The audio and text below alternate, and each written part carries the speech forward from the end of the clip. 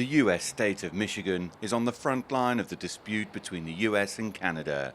Almost half of Michigan's exports go to Canada, with a further 23% exported to Mexico, another country at the heart of the US tariff dispute.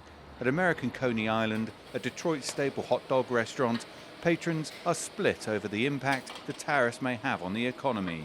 It makes me very nervous, the fear of what we've built up in Michigan as far as our economy and our education system and our agriculture. I fear that could go backwards. Getting the jobs back is going to be great, but prices are going to be higher. We've gotten so used to getting cheap stuff for so long. It's going to be more painful. We have more stuff, but not a lot of good paying jobs. Donald Trump initially threatened tariffs because he says Canada wasn't doing enough to stop illegal drugs and migrants from crossing the US border. Allegations Canada denies. About a quarter of all trade value between the two countries crosses here between Detroit in the US and Windsor across the river in Canada. And a good chunk of that is because of the auto industry, with auto parts crossing the border multiple times. Detroit is known as Motor City thanks to its long history of auto production. It's home to auto giants Ford, Stellantis and General Motors.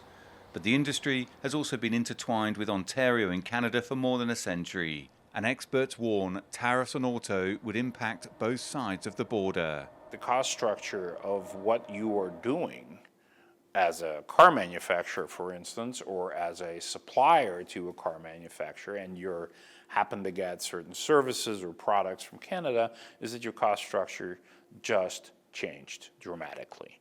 In an industry that in and of itself is not operating on extremely large margins, that's a tough pill to swallow, and that will come with dramatic consequences. Detroit's staple dish, the hot dog, is deeply entwined with the auto industry, having grown in popularity among auto shift workers a century ago. There have been many ups and downs in the city since then.